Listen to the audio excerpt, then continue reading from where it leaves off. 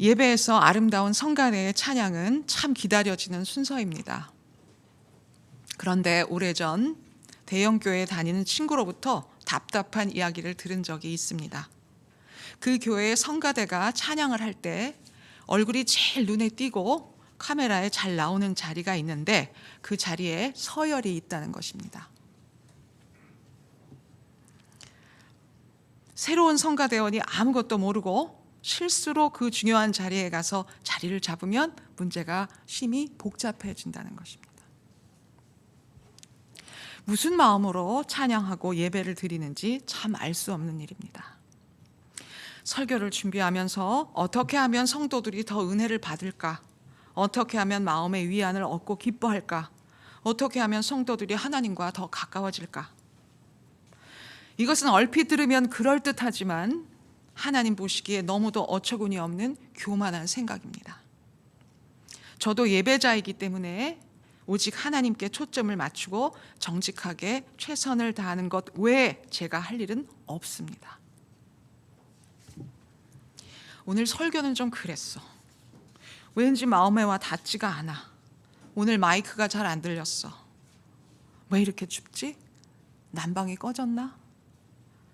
마치 한 편의 공연을 보고 나온 것처럼 구경꾼의 마음으로 예배를 드리고 나왔던 것은 아닐까요? 복받기 위해서, 벌받지 않으려고, 목사님과 사람들을 만나기 위해서. 예배를 안 드리면 일주일 내내 뭔가 개운치가 않아서 오래된 탓성에 젖어 이렇게 예배를 드려왔던 것은 아닐까요? 우리가 예배드린 하나님이 창조주 하나님이 아닌 우리 상상 속의 하나님이라면 하나님은 그 예배를 기쁘게 받으실 수가 없습니다. 이는 마치 광야에서 모세가 시내산에 율법을 가지러 올라갔을 때 산 밑에서 백성들이 황금 송아지를 만들어 놓고 그것에 경배하면서 하나님이라 불렀던 것과도 같은 어리석은 일입니다. 우리가 드리는 예배의 이유가 정확히 뭘까요? 하나님일까요? 내 평안과 만족과 기쁨과 안정을 위해서 예배를 드려왔던 것은 아닐까요? 우리는 이러한 질문을 항상 자신에게 던지고 깨어 있어야 할 것입니다. 예배를 마치고 우리에게 남아야 할 유일한 여운은 바로 이것입니다. 내가 오늘 드린 예배가 아벨의 제사처럼 온전히 하나님이 받으시는 예배가 되었을까? 산 제물로 나를 온전히 내려놓고 십자가를 묵상하며 하염없이 우리를 기다리는 하나님만 바라보는 그런 예배를 내가 드리고 나왔을까? 프랑스의 시인 폴 발레리는 이렇게 말했습니다. 용기를 내어 그대가 생각하는 대로 살지 않으면 머지않아 그대는 사는 대로 생각하게 된다. 진작에 용기를 내어 생각하는 대로 살았어야 하는데 적당히 사는 대로 생각하다가 요즘과 같은 이런 어려운 상황을 맞이했는지도 모릅니다. 이제 모두가 궁금해하는 그것, 어떻게 살아야 하나? 지금도 늦지 않았습니다. 세상의 시간에 떠밀려 가지 말고 더 이상 세상이 만들어 놓은 욕망에 휘둘리지 말고 우리 본연의 존재의 근원으로 돌아가 하나님을 깊이 묵상하고 영과 진리로 진정한 예배를 드려야 할 때가 온 것입니다. 이제 세상의 시간이 아닌 하늘의 시간을 귀하게 건져 올리며 살아야 할 것입니다. 오늘 본문에 나오는 사마리아 여인은 계속해서 남편을 바꾸면서 욕망에 사로잡혀 사는 대로 생각했던 대표적 인물입니다. 그녀의 평생을 따라다녔던 결핍의 문제는 세상이 만들어 놓은 욕망의 형태로는 도저히 해결될 수가 없었습니다. 이제 정말 진정한 예배를 드려야 할 때가 그녀에게 온 것입니다. 사마리아 여인에게는 해결되지 않은 오랜 물음이 한 가지 있었습니다. 꼭 유대인들처럼 예루살렘 성전에서 예배를 드려야 하는지 아니면 자신의 조상들이 예배를 드렸던 그리심 산에서 예배를 드려도 되는지 마치 요즘 대면 예배와 온라인 예배에 대해 궁금해하는 우리들처럼 예배의 형식에 관한 물음에 예수님은 형식보다는 예배의 본질에 관한 말씀을 하고 계십니다. 사마리아 여인은 예배드려야 할 곳이 예루살렘 성이냐 조상들의 산 그리심 산이냐를 물었는데 예수님은 엉뚱하게 영과 진리로 예배할 때가 온다고 하시며 장소의 물음에 때로 대답하십니다. 장소가 아니라 때가 중요하다는 말씀은 자신의 죄성을 깊이 깨닫고 자신을 산 제물로 바칠 수 있는 진정 하나님을 만날 수 있는 내 마음의 문이 활짝 열린 그때에 드리는 예배가 참 예배라는 뜻입니다. 내가 진심으로 마음을 여는 그때 진정한 예배가 시작됩니다. 가장 상한 심령, 갈급한 목마름으로 죄인임을 통감하며 주 앞에 나오는 것, 이것이 예배의 본질입니다. 성경에 나오는 첫 예배는 가인과 아벨의 제사일 것입니다. 하나님은 아벨의 제사는 받으셨지만 가인의 제사는 받지 않으셨습니다. 성경에는 그 이유가 나와 있지 않기 때문에 우리는 하나님이 왜 그렇게 하셨는지 참 궁금한 상황입니다. 재물의 문제가 있었을까요? 아니면 그들의 삶의 문제가 있었을까요? 그러나 하나님이 가인의 제사를 받지 않으셨을 때 가인의 반응을 보면 가인의 예배는 아주 형식적인 것이었을 가능성이 높습니다. 예배를 받지 않으셨을 때 가인이 가장 처음에 먹었던 마음은 아벨을 죽이고 싶도록 미워한 것입니다. 만약에 하나님께 드려지는 온통 하나님께 드려지는 예배였다면, 하나님께 초점을 맞췄다면 가장 먼저 나와야 할 반응은 하나님 왜 저의 제물은 받지 않으셨어요? 하나님 제가 예배를 잘못 드렸나요? 어떻게 해야 합당한 예배인가요? 모든 의문과 상실감은 오직 하나님을 향해 있었어야 할 것입니다. 그런데 가인이 마음에 품었던 건 오직 아벨에 대한 미움뿐이었습니다. 곧바로 아벨을 살해한 것을 볼 때 자신이 아벨보다 주목을 받지 못했다는 그 사실에만 집중했고 아벨만 없어지면 자기에게 모든 것이 돌아올 거라고 하는, 결국은 예배의 목적이 하나님이 아니라 자신이 드러나는 것, 그리고 자신의 안정과 복을 위함이었을 가능성이 아주 높습니다. 평생 드려왔던 나의 예배는 과연 어떤 것이었는지, 아벨의 제사처럼 하나님이 나의 예배를 기쁘게 받으셨는지 곰곰이 생각해 보아야 할 것입니다. 예배란 예수 그리스도의 십자가를 기억하고 죄 많은 나를 받아주신 그 고마움에 눈물 흘리며 깊이 감사하는 시간입니다. 나를 못 박으러 가는 날입니다. 내 자신을 온전히 주 앞에 드리는 날입니다. 내 자신이 산 제물이 되는 날입니다. 그런데 마당만 밟아도 하나님이 다 알아서 해주시겠지. 혹시라도 그러한 안일한 마음으로 예배를 드려왔던 것은 아닐까요? 주일마다 마당만 밟았던 나, 이제 주님 앞에 조용히 고개를 숙이고 진심으로 죄송한 마음을 올려드립니다. 300데나리온의 향유가 부어지는 것을 보고 오로지 그것을 돈으로 환산하여 낭비라고 여기며 예수님의 장례를 준비하기 위한 그 사건의 본질을 보지 못한 유다는 오랜 세월 예수님을 따라다녔지만 그의 모든 예배는 본질에서 벗어나 악에 반응한 과정이라고 볼 수 있습니다. 우리도 하나님이 중심이 되는 올바른 예배를 드리지 못하고 덜 중요한 것에 마음을 쏟고 쉽게 악에 반응하게 되는 이런 지점들을 곰곰이 생각해 보아야 할 것입니다. 이러한 예배의 중심에 대한 생각들을 오늘 본문에서 예수님이 바로 잡아주고 계십니다. 그런데 오늘 말씀에 아주 놀라운 사실이 하나 있습니다. 이 중요한 말씀을 사마리아 여인과 하고 있다는 사실입니다. 수준 높은 대화와 이야기로 나누어져야 할 문제 같은데 적어도 서기관이나 대제사장 아니면 최소한 제자들과 할 이야기인데 예수님은 이 엄청난 얘기를 사마리아 여인에게 하고 계신다는 사실입니다. 그냥 평범한 사마리아인도 아니고 남편이 5이나 있었고 지금 동거하는 사람도 자기 남편이 아닌 정말 가장 밑바닥 인생인 이 여인과 가장 숭고한 예배에 대한 이야기들을 하고 계신다는 것은 참으로 놀라운 일입니다. 어떤 의미가 있을까요?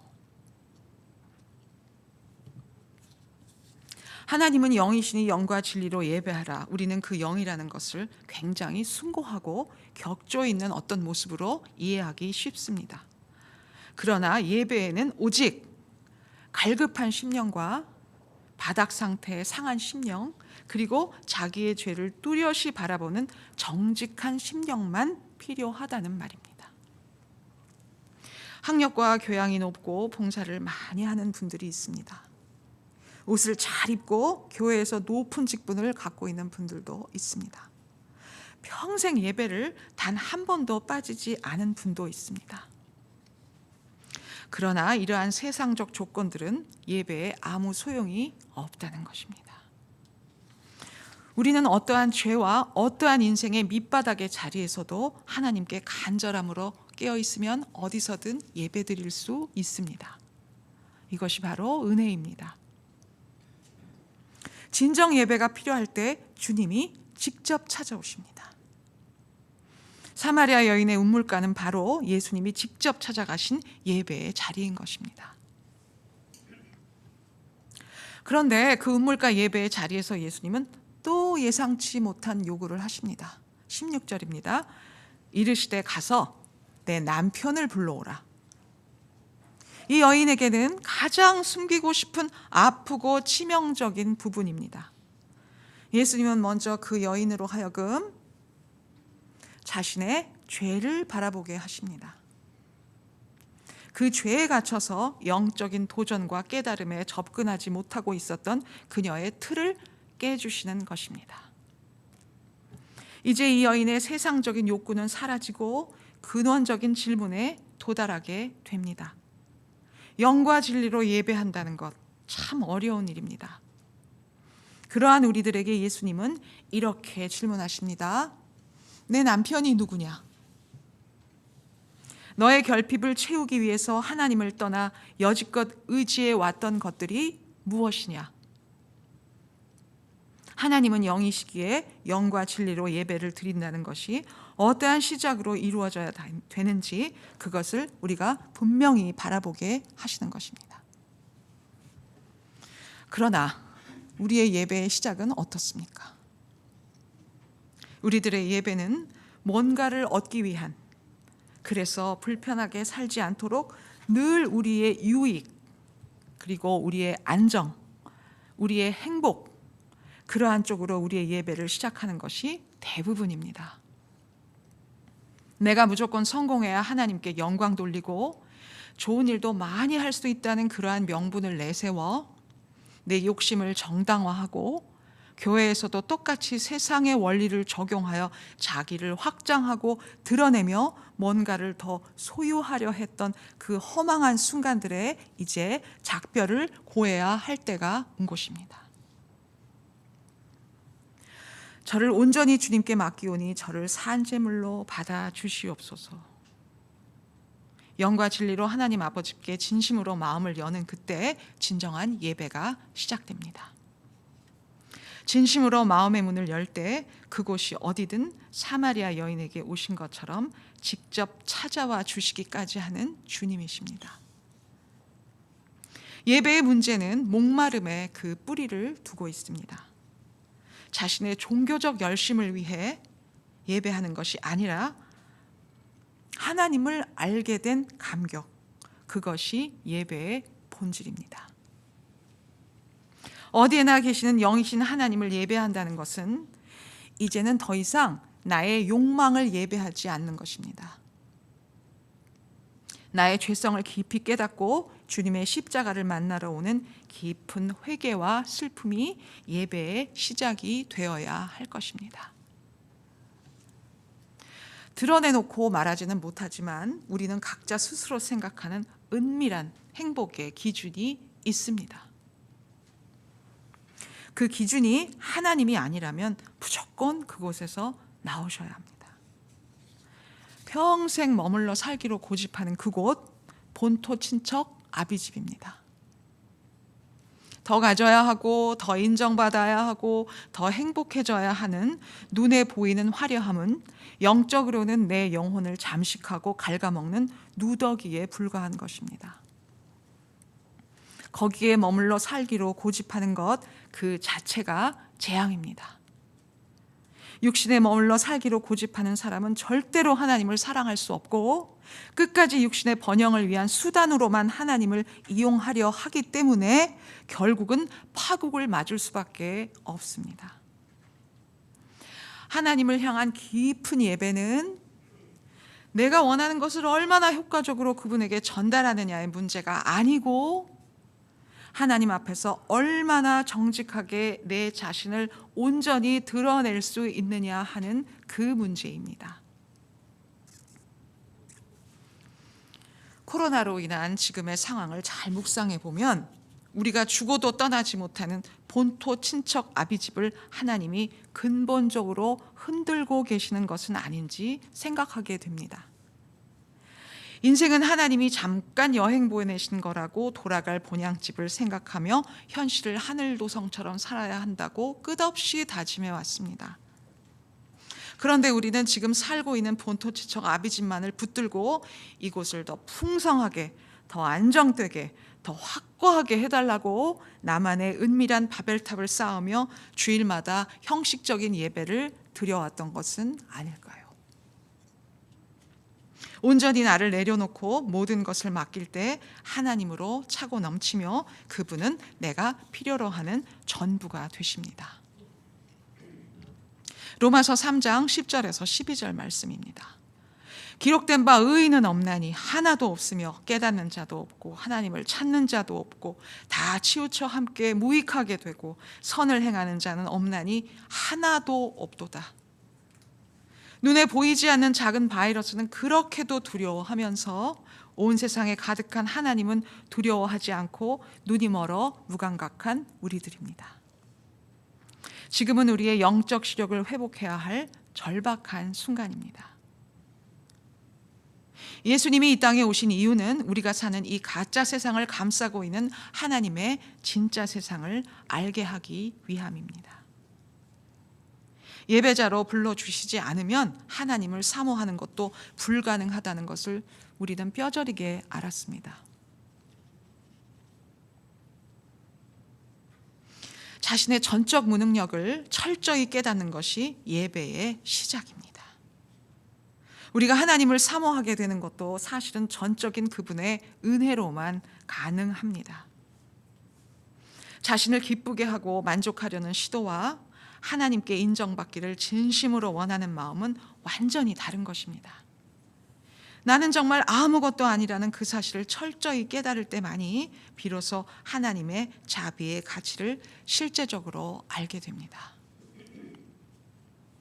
주님이 우리 안에서 새롭게 시작하시고 혼돈스러운 우리의 삶을 다시 창조해 주시기만을 간절히 기도드립니다. 언제나 하나님 안에 숨을 수 있다는 것은 우리의 영원한 기쁨입니다. 은혜가 쌓이고 있기 때문입니다. 하나님께로 피할 수 있다면 어떤 이유라 할지라도 우리에게는 복입니다. 세상에서 일어나는 일들이 그림자처럼 모두 허무하게 느껴질 때 더욱더 하나님만을 진정으로 기뻐할 수 있습니다.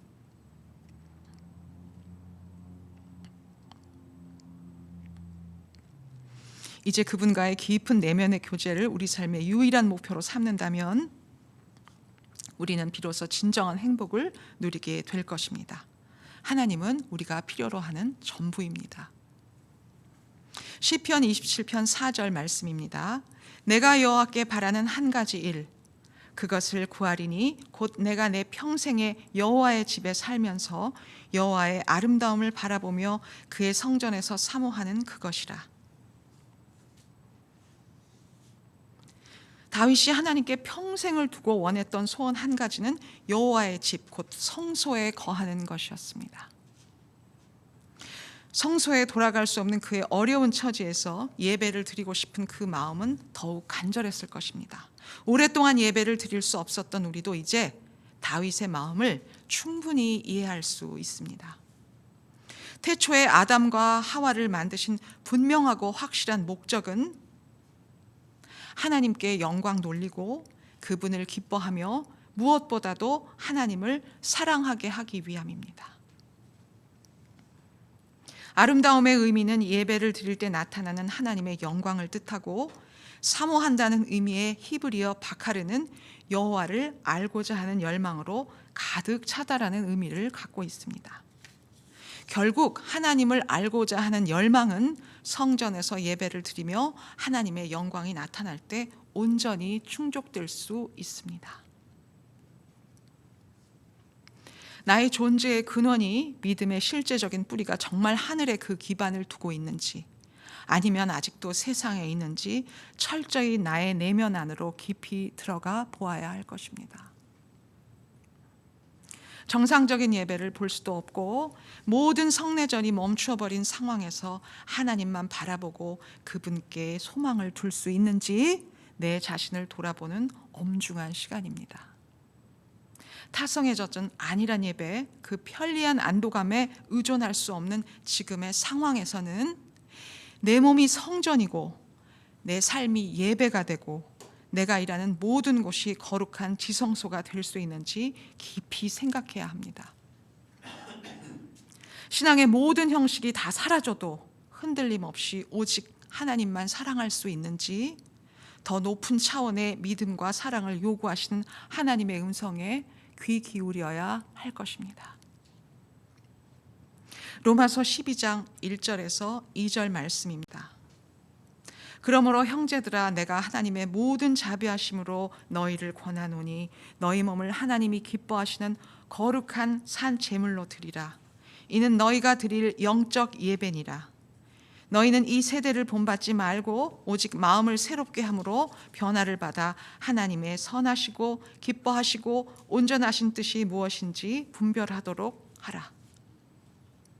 사도 바울은 우리 몸을 영적 예배의 산 제물로 드리라는 표현을 썼습니다. 즉 예배의 본질이 바로 삶이라는 것입니다. 내가 하나님 앞에서 경건하게 순종하는 삶이 바로 하나님이 기뻐하시는 영적 예배라는 뜻입니다. 하나님의 선하시고 기뻐하시고 온전하신 뜻을 깨닫고 이를 각자의 삶에서 실천하는 것이 바로 우리가 드려야 할 영적 예배입니다. 17세기 파리의 작은 수도원 로렌스 형제는 주방에서 하루 종일 허드렛 일을 하면서도 순간순간 호흡하듯 하나님의 깊은 임재 속에서 살았습니다. 평생 수도원에서 헌신했던 주방의 성자 로렌스 형제의 고백입니다. 하나님의 뜻은 거창한 것이 아니라 매 순간 그분을 찬양하고 그분을 신뢰하면서 행복감에 젖어드는 것입니다. 나에게는 일하는 시간이 기도의 시간과 다르지 않습니다. 여러 사람이 동시에 여러 가지를 요청하는 주방의 소음과 어수선함 속에서도 나는 마치 복된 성찬식에서 무릎을 꿇고 있을 때와 마찬가지로 큰 평온 속에서 하나님을 의식합니다. 하나님의 임재를 경험하려면 하나님에 대해 많이 생각하기로 결심하는 것이 전부입니다. 이는 마치 은밀히 그분의 옷자락을 만지는 것과도 같습니다. 나는 하나님을 사랑하려고 세상에 그분과 나 외에는 아무것도 없는 것처럼 살기 시작했습니다. 로렌스 형제의 이런 하루하루가 바로 삶 자체가 예배가 되는 순간입니다. 교회는 생명을 만들어내는 하나님의 자궁과도 같은 곳입니다.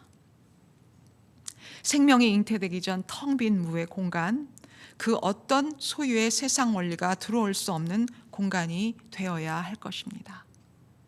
창세기 1장 2절 말씀입니다.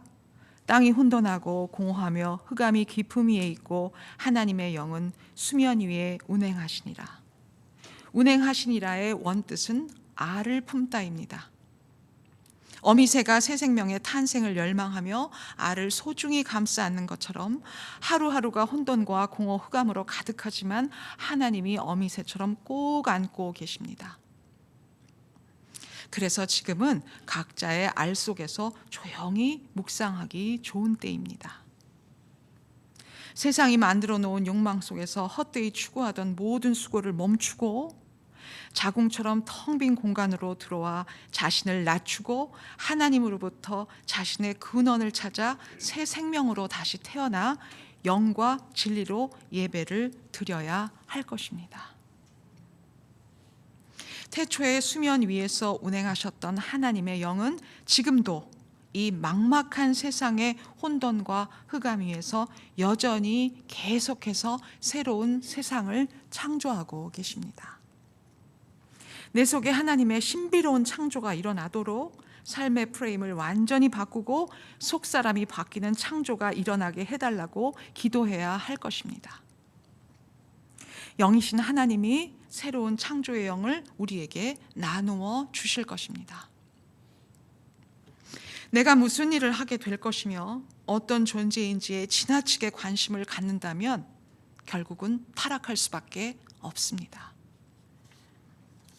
우리는 항상 자신의 존재가 너무도 중요해서 하나님의 신비에 집중하지 않습니다. 진정 하나님의 신비와 마주하게 된다면 우리는 모든 행동과 말을 그칠 수밖에 없을 것입니다. 그때 비로소 진정한 예배를 드릴 수가 있을 것입니다. 자연처럼 단순히 존재하며 예배하고 기도하고 묵상하고 사랑하고 희생할 때 우리가 하는 모든 일은 하나님의 일이 됩니다. 하나님이 무슨 일을 하려고 하시는지 온 마음을 집중하고 이제 그분께만 반응하기로 결심하고 또 결심합니다. 필립 얀시의 책 속에 나오는 한 캄보디아인의 간증입니다. 정치범 수용소에 수감된 그는 앞으로 살 수 있는 날이 얼마 남지 않았다는 것을 확신하고 마지막으로 하나님과 함께하는 조용한 시간을 갖고 싶어서 아무도 원치 않는 오물구덩이 청소를 자원합니다. 아무도 그를 방해하지 않았습니다. 악취가 코를 찌르는 구덩이 속에서도 푸른 하늘을 올려다보며 또 하루를 살게 해주신 하나님을 찬양할 수 있었습니다. 오물구덩이를 청소하는 시간이 하나님과 만나는 영광스러운 시간으로 변하기 시작합니다. 이렇게 드려지는 소중한 과정이 바로 진정한 예배가 시작되는 순간입니다. 든든한 우리 하나님이 졸지도 주무시지도 않고 지켜주고 계십니다. 필요한 고난은 허용하시지만 강한 팔로 꼭 안아주시고 고난 중에는 미처 상상할 수도 없는 희망을 만들어내시며 우리로 하여금 예수님을 닮아가도록 굳은 믿음 만들어주시며 이끄시는 하나님께 감사를 올려드립니다. 하나님께서 우리에게 주시려 하는 것은 재앙이 아니고 평안과 희망으로 가득 찬 미래입니다.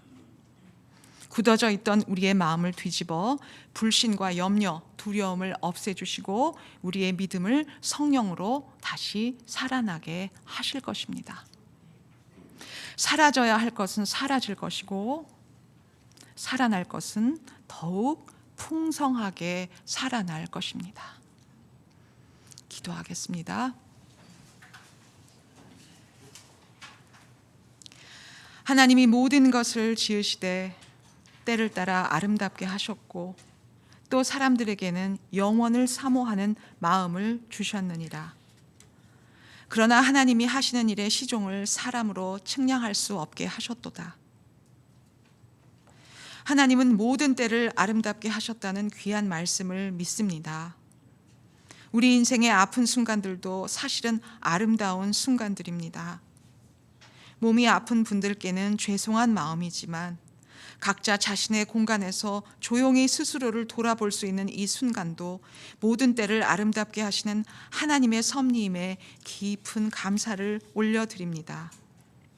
우리가 추구했던 모든 것들이 다 허무하다는 것을 뼈저리게 알았고 자연스럽게 영원을 사모하는 마음을 갖게 되었습니다. 이 상황이 언제 끝날지는 일의 시종을 주관하시는 하나님만 믿고 조용히 머리를 숙입니다. 광야의 길을, 사막의 강을 내시는 새로운 하나님의 때를 사모하며 찬송과 감사로 하나님만 바라봅니다. 이 불안하고 두려운 상황도 하나님이 아름답게 하시리라는 것을 굳게 믿고 우리의 영혼이 확장되고 성숙하는 기회가 되기를 간절히 소망하며 예수님의 이름으로 기도합니다. 아멘.